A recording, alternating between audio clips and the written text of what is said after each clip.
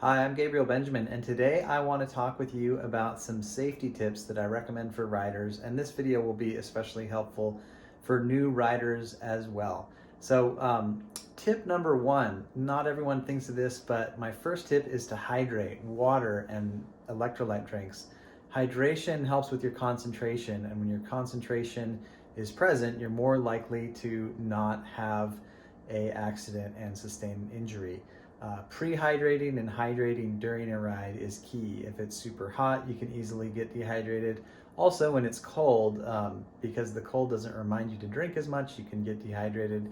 If you rush out the door with lots of coffee in your system and you haven't had that much water, you're more likely to maybe do something a little rash and have an accident. So stay hydrated. Fuel also helps your concentration. So eating and drinking properly is a great tip. It's one of the best tips for performance in general, but it also affects safety. Tip number two is to wear bright clothing. I used to wear a lot of black when I rode and more sort of dark blues and grays and things like that. And nowadays you'll hardly catch me out on a ride without something neon or at least a good red on me, especially if it's more gray and cloudy. Bright clothing can be very fashionable, and it works whether the batteries run out or not, which brings me to tip number three. Obviously lights. Lights have become very popular in cycling in the modern era. Coming up as a cyclist a long time ago, we used them to ride at night, and now people use them during the day. I use them during the day when it's particularly gray out, or if I'm going to go on a particularly busy descent. I don't use them all the time. Some riders do, and that's up to your preference to do so. But when I use them all the time, I find that I end up draining the batteries and forget to charge them, and I might not have the batteries fully charged for an instance where I might need them more. And I also am using a high vis helmet. As you see in the picture, it has a light built into it. I have extra lights as well.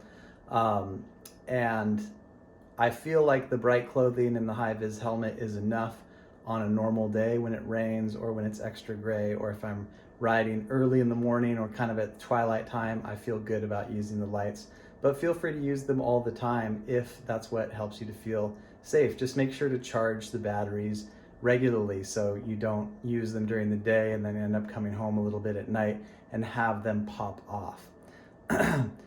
Okay, moving on to the next tip. Tip number four is to have good condition tires. They don't have to be brand new, but mainly you want to look for distinct wear in the sidewalls and cuts on the surface of the tire. Having regularly changed tubes as well. A good rule of thumb is when you change to a new tire, put a brand new tube in. I used to use lighter tubes, now I use heavier tubes, and I have less flats.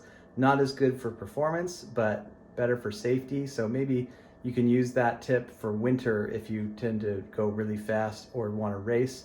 In the summer, in the winter, it doesn't matter as much about going fast. You want to stay safe. That's when you're going to encounter more darkness and wet roads anyway. So good condition tires. The front tire, especially if that's in bad condition and has a lot of cuts in it, a blowout in the front is more likely to cause you a bad accident. A blowout in the back can too, but the front one leaves you especially vulnerable. So have good condition of your tires. And what's right close to the tires is the brakes. So if your brakes are working properly, then that's a good sign. The pads can wear down. If you're using old school brakes, the cables can get frayed. I don't know much about the modern disc brakes and hydraulics, but making sure that those are in good order is literally life-saving. So make sure your tires are good, make sure your brakes are good. Equipment in general is important. Cleaning your bike regularly will help you to see failed equipment or potentially cracks in the frame or different things that could lead to having an incident out on the road that possibly is preventable. A chain breaking, tip number five, is to clean your chain and monitor whether it's worn down or not. It's hard to know when you need to replace the chain if you're newer to the sport. But if you're sprinting a lot, especially doing high-end competition, riding in groups, a chain break can be a disastrous thing. So replace the chain as often as you need, and have it inspected by a professional. Just in general, especially if you're a new rider and you get a bike that's used, which a lot of people are doing nowadays, having it inspected by a professional or a friend who knows bikes really, really well is an excellent idea to avoid a mishap. Lastly, I'll mention nuts and bolts. You want to just tighten the nuts and bolts, things like the stem especially, and saddle seat post. You don't want it over tight, especially with carbon, but you do want proper tension. And when you buy something, whether it's used, maybe it hasn't been tightened for a while, if it's brand new, things tend to need to be tuned up as you use it. So making sure all the nuts and bolts are proper tension.